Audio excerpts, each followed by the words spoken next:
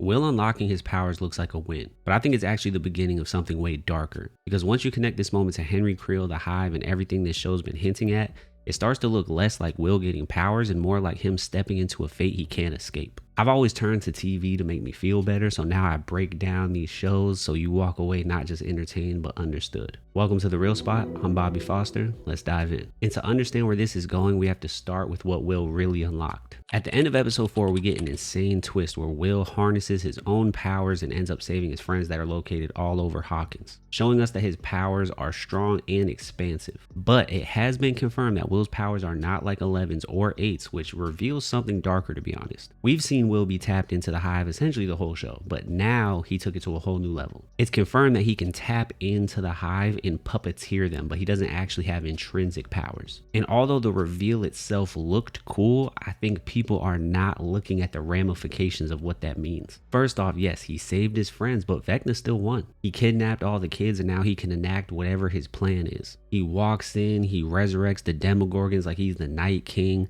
He gives Will a speech, but then he leaves and he leaves everyone alive. And people had a big critique of that scene because they were wondering, what's the point? Well, to me, I think the point is that he wanted Will to get his powers and he wanted to leave everybody alive, because we haven't heard that line of dialogue from the trailer where he tells Will that he's going to need his help one more time. And I think that means that he wanted him to get his powers because he needs his help. But I just want to say, when Will unlocked his powers by accepting himself and being powered by the moments where he felt loved and truly himself in the past, like, that was just an epic scene. But unfortunately, because Will never asked for these powers, there's most likely consequences for them, so I feel bad. Because all power comes with a cost, and this is where it gets scary. Because if Will is now 100% connected to the Hive, then how does he survive when the Hive dies? Here's my theory. Will and Vecna may now be linked in the same way Harry and Voldemort were, where in order for Voldemort to die, Harry had to die and he ended up being resurrected. They had this link of a soul. Maybe that's why Vecna wanted the other kids too, to form a sort of Horcrux thing that Voldemort does. But I don't think that the Duffer Brothers would copy Harry Potter outright, but I think they are doing something similar. There's a lot of similarities here. And as a side note, there's another theory out there that he took the 12 kids so he can make a clock, which is the circle and the upside down, and do some type of time travel due to the wormhole being brought up and all that. I like that theory too. But when we get back to the Hive, usually when you destroy the big bad, it usually destroys everything else connected to it, and that's how you destroy the Hive. And Stranger Things might have been hinting at this resurrection Will thing for years. Will is literally called Zombie Boy. Zombie Boy.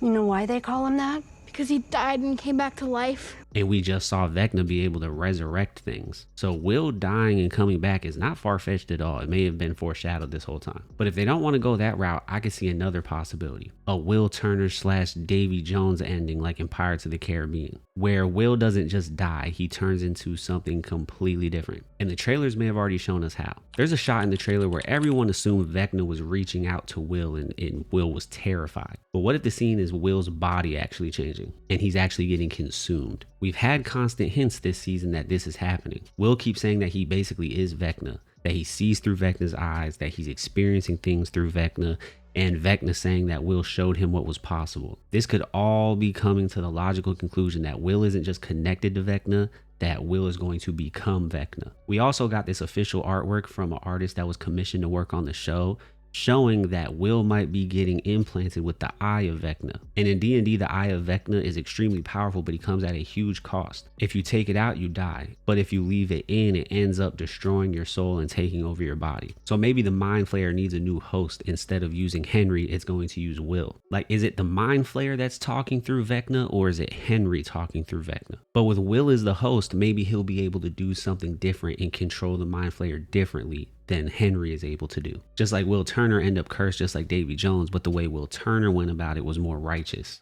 Maybe that's what we're getting with Will here. Maybe Will will be able to break this cycle that's happening due to the Mind Flayer. And what this is getting at is maybe Henry Creel is not the villain we think he is. We keep saying that Vecna is the final boss, that he's collecting all these kids to unleash his plan to somehow destroy the world or do something else sinister, whatever he's trying to do. But what if he's just a puppet? In the first Shadow stage play, we learned that Henry got his powers after stumbling into government tech in the cave that he's scared to enter, where Max is. That tech teleported him away for 12 hours somewhere unknown. there's that number 12 again. And where he got teleported was Dimension X, where he encountered the dark entity. Then he came back changed with a different attitude, a different blood type, and powers. Meaning that Henry didn't become evil, he was rewired to be evil from the Mind Flayer, just like Will was. So Henry is technically just as much of a victim as Will, 11, 8, and all the other kids that were experimenting on in Hawkins. Which is why the Mind Flayer may have easily been able to corrupt Henry. Like Vecna told Will that some minds don't belong in this world, they belong in his. That was probably the Mind Flayer saying that. The Mind Flayer's world. Some minds, it turns out, simply do not belong in this world. They belong in mine. And he told Will that he was collecting the kids because they were easily breakable and adaptable and all that. And Henry himself was going through a lot of trauma at home from his dad. So he would also be a perfect target for the Mind Flayer. And then after that, he also got manipulated and taken advantage of by Brenner, just like 11 did. So what if Henry's plan this whole time was to somehow destroy the Mind Flayer? Because he's just another victim of a much bigger monster. And there has been rumors that this season was going to be somewhat of a Vecna redemption arc. And suddenly that's making sense. What if he needs Will alive and to have his powers to help him defeat the Mind Flayer and save everyone, including himself? What if Henry is actually a good guy? So the real question is, what does the Mind Flayer actually want? Because when we put it all together, Will's hive connection, Henry's forced transformation, the zombie boy nickname, the Harry Potter Voldemort setup, the recurring theme of kids being victimized, the Mind Flayer's obsession with Will and Henry, you get the real twist of season 5. Will and Henry were shaped the same way by the same creature, possibly for the same purpose. They aren't hero and villain. They aren't opposites. They're two sides of the same trauma. Two kids rewritten by the same monster. Question is, are both Henry and Will going to succumb to this cycle of trauma? Or will one of them or both of them be able to break it? What other similarities have you seen between Henry and Will? And what do you think Will's fate's going to be? Leave it in the comments. I'd like to hear your theories. I'm Bobby Foster. Thanks for watching, and keep letting TV make your life a little lighter.